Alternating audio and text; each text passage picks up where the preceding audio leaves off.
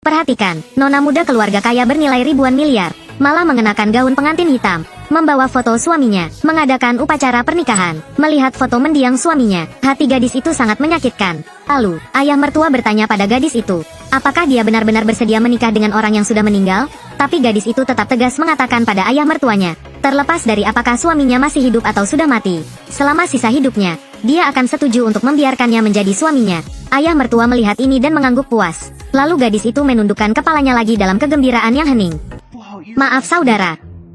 Untuk menjauh dari ayah sampahku, aku hanya bisa memanfaatkanmu sedikit. Ternyata gadis itu yang melakukan itu, karena dia ingin memanfaatkan pernikahan ini, untuk lolos dari pernikahan paksa ayahnya. Baru pagi ini, gadis itu dipaksa oleh ayahnya, menikah dengan lelaki tua busuk dan mesum. Ayahnya ingin menggunakan ini untuk mendapatkan investasi sebesar 100 juta, bantu perusahaan adiknya mengatasi kesulitan. Tidak peduli apa katanya, gadis ini tidak akan setuju. Saat ini dia tak sengaja mendengarnya. Satu-satunya pewaris keluarga Taipan, mengalami kecelakaan pesawat dan kehilangan nyawa. Keluarga ini ingin menikahkan pulang seorang menantu perempuan. Jadi gadis ini mengenakan gaun pengantin hitam untuk menikah. Tapi yang tidak dia ketahui adalah, suaminya hanya berpura-pura mati, karena ingin menyelidiki penyebab kecelakaan pesawat. Jadi dia mengumumkan berita kematiannya. Pria itu melihat bahwa gadis itu telah menyetujui menikah dengan orang mati sepertinya.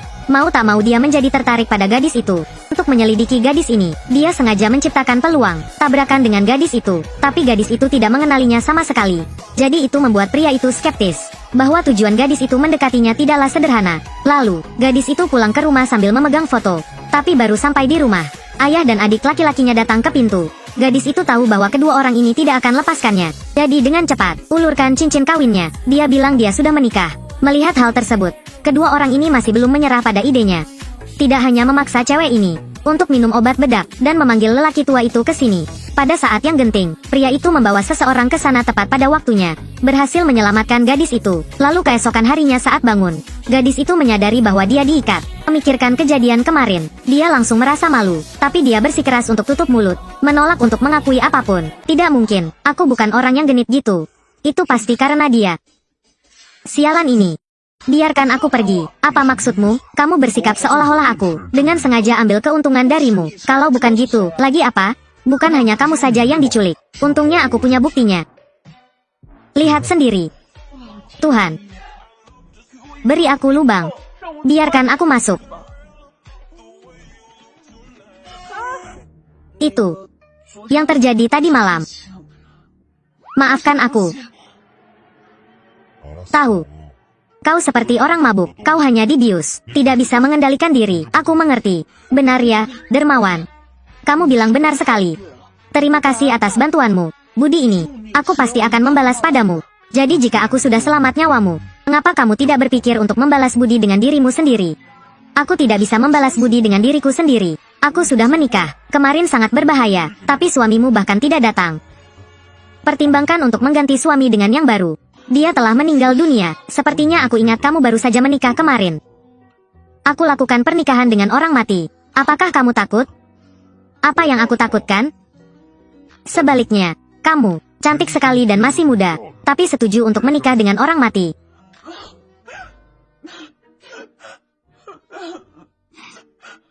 Tentu saja kami melakukannya karena cinta. Kamu tidak mengerti, mulutmu penuh kebohongan. Jika kamu benar-benar mencintaiku, aku masih hidup seperti ini, berdiri di depanmu. Apakah kau masih tidak mengenaliku? Dermawan.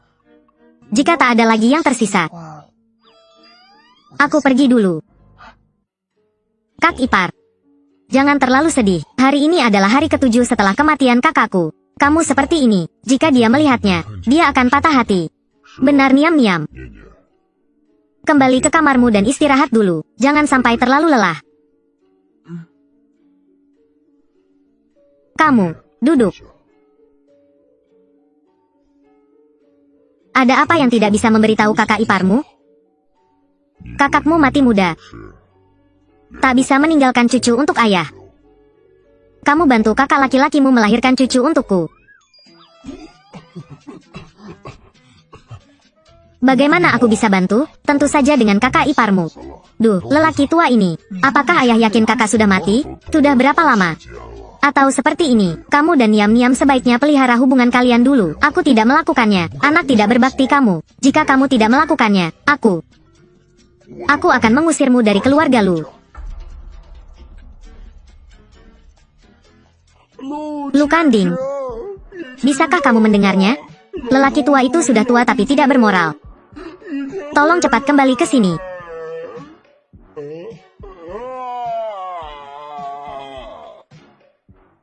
Ayah, Niam. Apakah kamu ingin keluar? Temanku mengajakku makan. Aku benar-benar tidak tahu gigolo itu. Bagaimana bisa dia ada nomorku? Sepertinya kali makan ini. Aku harus mengundangnya. Suruh Lusua antarmu pergi. Lusua.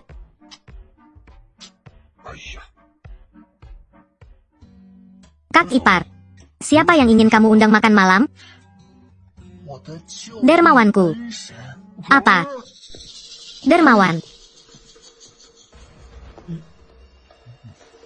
Aku mau ke kamar mandi sebentar.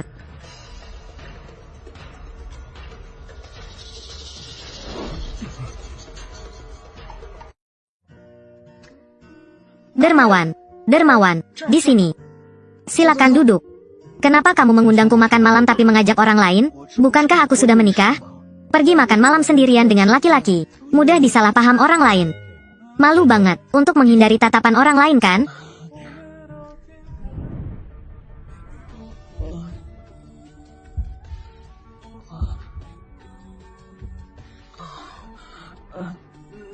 Itu, aku masih belum tahu siapa namamu. Lemma. Nama bagus. Sialan. Lu. Orang baik mengalami ketidakadilan. Aku harus membantu, benar kan? Nama aku Lemma. Lu Kanding bahkan menggunakan nama yang diberikan nenek saat masih kecil. Lemma. Aku Lusua. Kami dulunya di keluarga Lu. Lu Kanding yang jahat ini. Dia hampir mematahkan tanganku. Mari lihat bagaimana aku menanganinya. Kak Ipar, aku menanyakan sesuatu padamu. Pernahkah kakakmu memberimu mimpi? Tadi malam dia memberiku mimpi. Mimpi macam apa itu? Katanya. Setelah dia tahu dia punya istri, dia hidup lagi. Apa maksudmu, itu?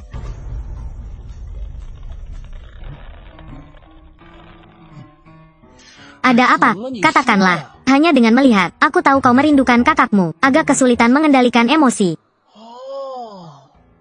Aku tahu. Kalian berdua saling kenal. Kenal, gak kenal. Katakanlah. Kok bisa tidak kenal? Bukankah ini teman sebelumnya? Yang habiskan uang kakakku? Teman kakakmu? Dia gitu tapi aku salah mengartikannya sebagai gigolo. Malu banget. Saudara, apakah kamu ingin mengejar Kak Iparku? Bagaimana kamu bisa bersikap seolah kamu tidak mengenalku?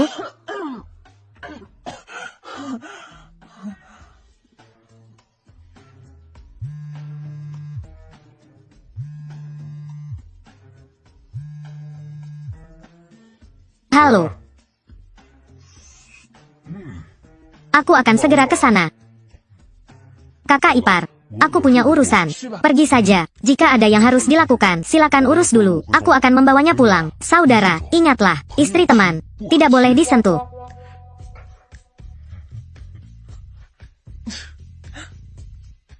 Benar. Kau dan Lukan. Suamiku. Bagaimana kalian mengenal satu sama lain? Mengenal satu sama lain di sebuah pesta, tidak terlalu dekat. Dengarkan ayah.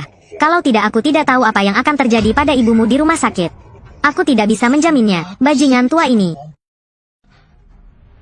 Berani menggunakan ibu untuk mengancamku. Apa yang terjadi? Apakah kamu butuh bantuan?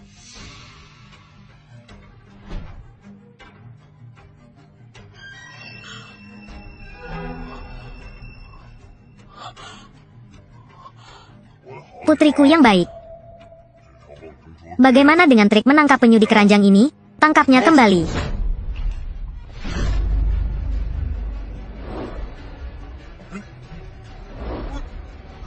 Menangkap penyu di keranjang. Menurutku, Kamulah penyu. Tolong biarkan aku pergi. Jika tidak, aku akan membuat hidup ibumu lebih buruk dari kematian. Lihat dengan jelas. Sekarang kamulah yang jatuh ke tanganku. Cepat lepaskan ibuku. Jika tidak, kamu tidak akan beristirahat dengan tenang. Aku ayahmu. Akulah kakekmu. Aku bilang. Bagaimana? Apakah bubur pagi ini rasanya enak? Niam. Aku telah melibatkanmu. Bu, kamu bicara omong kosong lagi. Jangan terlalu banyak berpikir. Rawat saja penyakitmu. Aku ngantuk. Kalau begitu tidurlah sebentar, Bu.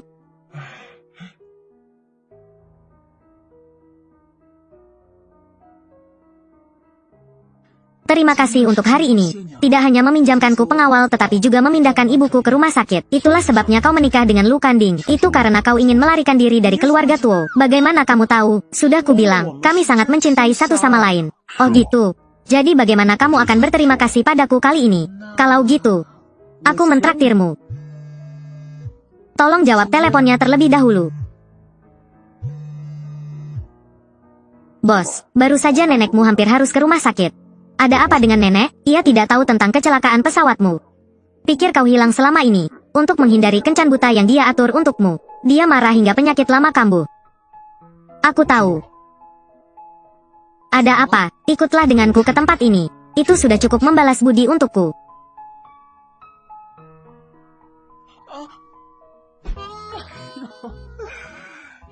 Xiao Ma akhirnya mengerti. Aku sangat bahagia. Nenek akan buat makanan lezat untuk kalian.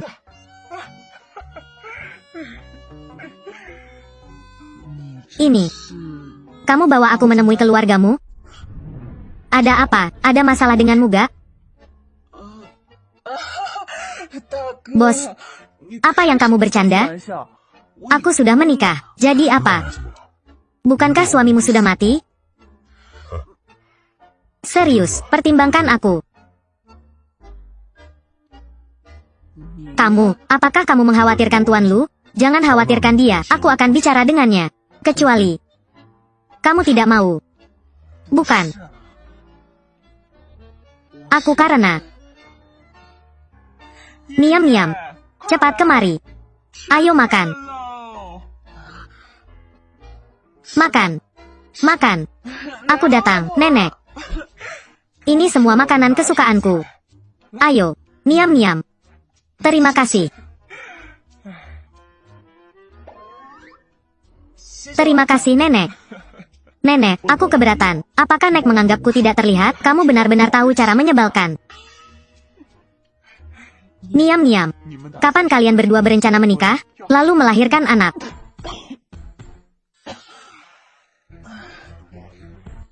Nenek. Kami berencana untuk hidup kehidupan dua orang beberapa tahun lagi. Benarkah?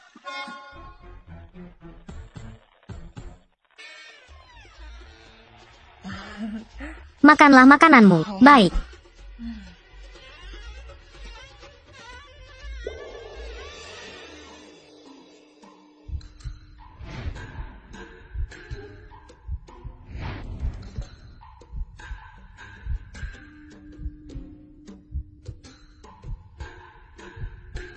Mengapa gambar ini begitu familiar?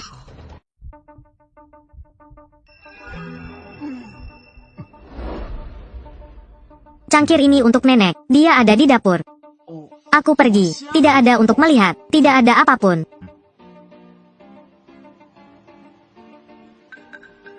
Tunggu. Coba kulihat. Ayo lihat. Tidak ada yang bisa dilihat. Hanya gambar bayi. Masih malu, sungguh kan?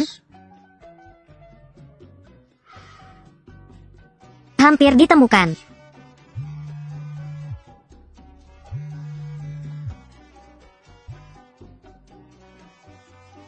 Tidak perlu mengikuti Tuoniam lagi. Tinggalkan aku di sini. Jika mertuaku melihat, aku keluar dari mobil orang lain. Hidupku aku selesai. Kita tidak melakukan apapun yang memalukan. Nona muda Tuo takut keluarga suami mengetahui. Serigala liar aku?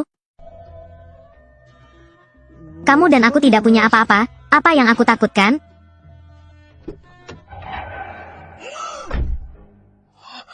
Aduh, tidak bagus. Kamu khawatir gitu? Tolong, itu ayah mertuaku. Jika dia tahu, aku tamat. Apa yang kamu lakukan? Kecurigaan ayah mertuaku sangat serius. Jika dia mengetahuinya, dia akan menghajarmu